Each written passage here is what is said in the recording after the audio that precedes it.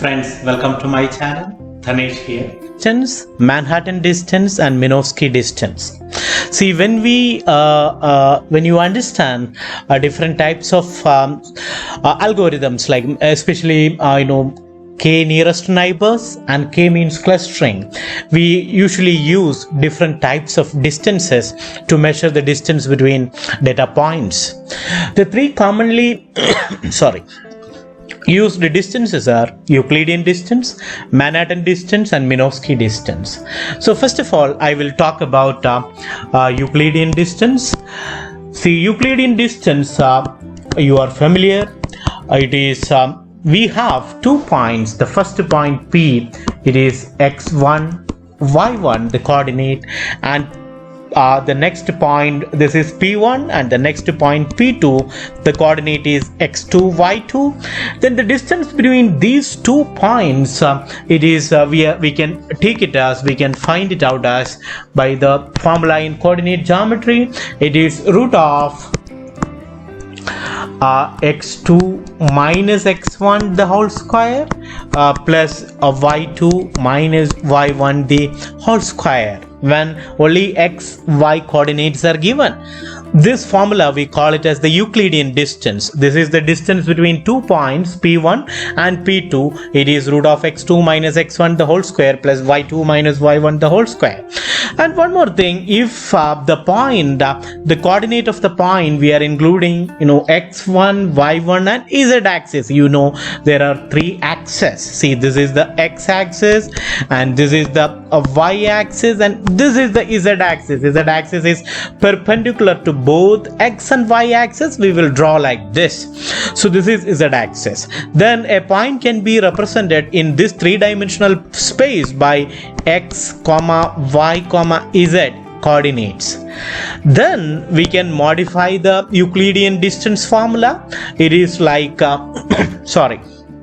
if it is x1, y1, this is z1, and here also you will get z2. So x1, y1, z1, here x2, y2, z2. Then distance between these 2 points P1 and P2 is root of x1 minus x2 the whole square plus y1 minus y2 the whole square plus z1 minus z2 the whole square.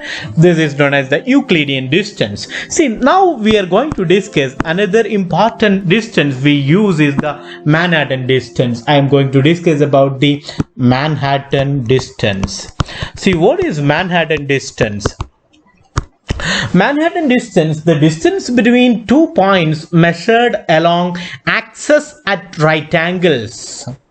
So Manhattan distance between 2 points measured along axes at right angles. See, we have 2 points in a plane. The first point P1, it is x1, y1, and P2, x2, y2. See, we have the this is our x-axis and this is our y-axis, and the first point, it is P1, its coordinate, it is x1, y1. The next point, it is P2, then its coordinate, it is x2, y2. Then this is the line between P1 and P2. Then how we are calculating? We draw axes measured along axes at right angles.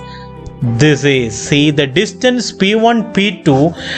This point we are taking it as this is the origin O. This point, if we are taking it as A, then the distance P1, P2 is measured as P1A plus P2A. That is the Manhattan distance. So the distance between 2 points is measured along axes at right angles. If you are familiar with vectors, see, vectors, in vectors, the triangular law of addition of vectors and parallelogram law of addition of vectors. In parallelogram law also, the vector addition, for example, this is the easier concept to understand this. For example, you are traveling from a point A and you reached B, then you went to the point C. So here this is vector A and this is vector B. This is equivalent to vector AC. This is vector A plus vector B. This is the triangular law of addition of vectors. So this is vector A and this is vector B. This is, you are traveling in this direction, then you went in this direction. This is equivalent to vector AC. This concept only we are applying in Manhattan distance. So from this you can understand P1A plus P1, the distance P1 P2 is equal to the distance between 2 points measured along axis at right angles. That means it is P1A plus P2A. So what is P1A? The coordinates are x1 and P2 it is x2. Then that means here this distance P1A will be this distance. This is P1A. P1A should be, this is x2 because P2 is x2 y2 and this is x1. So what is P1A? P1A should be equal to modulus of x1 minus x2. Modulus of x1 minus x2. Plus, what is P2A? P2A should be this distance. So this one should be, this point should be y1 and this point is y2. So what is P2A? P2A should be, here it is, I am writing it here. So this I am separating. This is, so plus I can write it as modulus of we will use modulus of y2 minus y1. So this is Manhattan distance. So what is Manhattan distance? The distance measured between 2 points measured along axes at right angles. That is modulus of x1 minus x2 plus modulus of y2 minus y1. So we covered Euclidean distance, Manhattan distance. Now I am going to discuss about Minkowski distance. See, that is Minkowski, Minkowski distance. See, Minkowski distance, it's a generalization of both Euclidean distance and Manhattan distance. It is a generalization of both Euclidean distance and Manhattan distance. Minkowski distance is defined for n-dimensional space. It is defined for n-dimensional space. Minkowski distance is defined for n-dimensional space. In n-dimensional space, points are represented as x1, x2 up to xn. Because n-dimension in mathematics, n-dimension means, see, you have x-axis and y-axis. When you have only x-axis, when you have only x-axis, this is one dimension and one dimension. When you have x and y axis, this is 2 dimension. When you have x axis, y axis and z axis, this is 3 dimension. Then you can assume any number of axes. You can assume more number of axes. Then you can assume 4-dimensional space, 5-dimensional space, like n-dimensional space you can assume. If you this Minkowski distance is used for n-dimensional space. In n-dimensional space, a point is represented as P1 is represented as x1, x2, x3 up to xn, because it is having n coordinates, and a point P2 is represented as y1, y2, y3 up to yn.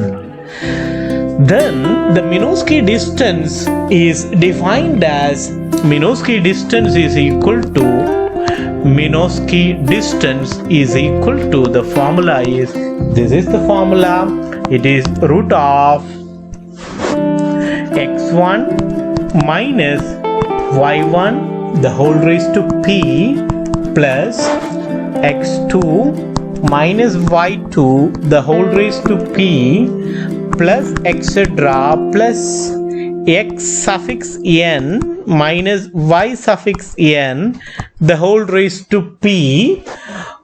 This is the Minkowski distance. See, I told in the beginning, I told it as, it is a generalization of both Euclidean distance and Manhattan distance. When p is equal to 2 in this equation, when p is equal to 2, we will get the Euclidean distance. When you substitute in this equation, when p is equal to 2, you will get Euclidean distance. That is from the Minkowski distance. When you substitute p is equal to 2, you will get Minkowski distance, and when p is equal to 1, you will get Manhattan distance. That's why in the beginning I told you Minkowski distance is a generalization of both Manhattan distance and Euclidean distance. So that's similarity. See, cosine similarity is the cosine of the angle between two vectors. See, in math, there are quantities can be classified into scalars and vectors. Scalars are physical quantities having only magnitude. Vectors are physical quantities having both magnitude and direction. You are aware of these things because we learn it in math. See, when we consider vectors, see, scalars obey the ordinary rules of algebra like addition, multiplication, everything scalars will follow the same rules of algebra. If I am giving example for scalars, mass, time, these are all scalars. Vectors, one classic example I can give you is force. Force is an example. At that time, we have to tell the direction as well. When you consider force or electric field or magnetic field, you need to consider the direction as well. Such quantities we call it as vectors. And one important point is vectors don't obey the rules of algebra like addition, multiplication, how scalars can be added. For example, 5 kg mass plus 5 kg mass, it is 10. 5 plus 5, 10. But vectors, it is like 5 Newton plus 5 Newton can be 10, can be 0 or some other value. So vectors won't follow the ordinary rules of algebra. For vector multiplication, there are two types of rules we follow. One is the scalar product for vector multiplication, and another one is the vector product. So this is scalar product and vector product. These two are for the vector multiplication for vectors. The cosine similarity is coming from the scalar product. So I will discuss it, how it is. The cosine similarity we are defining from the scalar product of vectors. I am not discussing about the vector product here. Cosine similarity is the cosine of the angle between two vectors. It is the product of two vectors divided by the product of the two vectors magnitude. That means how we are defining scalar product, it is like A dot B. This is the formula. A vector A dot product, we will denote dot. For cross product or vector product, you will put a cross here in between A and B. So A dot B is equal to A into B into cos theta. So this is the formula we use here. A dot B is equal to AB cos theta. See, what is A? This is vector A. What is this? This is vector B. What is A here? Magnitude of vector A. What is B here? Magnitude of vector B. What is theta here? Theta is the angle between vector A and vector B. Theta is the angle between vector A and vector B. So A dot B is equal to AB cos theta. So from here you can write cos theta is equal to A dot B divided by AB, that is cos theta, that is the dot product divided by AB. So that's what it is written here. The cosine similarity is the cosine of the angle between two vectors. It is the dot product of two vectors divided by the product of the two vectors magnitude. The cosine similarity algorithm was developed by the Neo4j lab stream, and it is not officially supported. The closer the cosine value to 1, the smaller the angle and greater the match between vectors. That means we know the values of cos. See, cos 0 is equal to 1 and cos 90 is equal to 0. You know, in math we learn it. Cos 0 is equal to 1 and cos 90 equal to 0. That means the closer the cosine value to 1, that means the smaller the angle and the match between the two vectors. Cosine similarity is generally used as a metric for measuring distance when the magnitude of the vectors does not matter. That is very important, when the magnitude of the vectors does not matter. This happens, for example, when working with text data represented by word counts. So these things we can use it in NLP when we work with text data. Where it used, cosine similarity is generally used as a metric for measuring the distance when the magnitude of the vectors does not matter.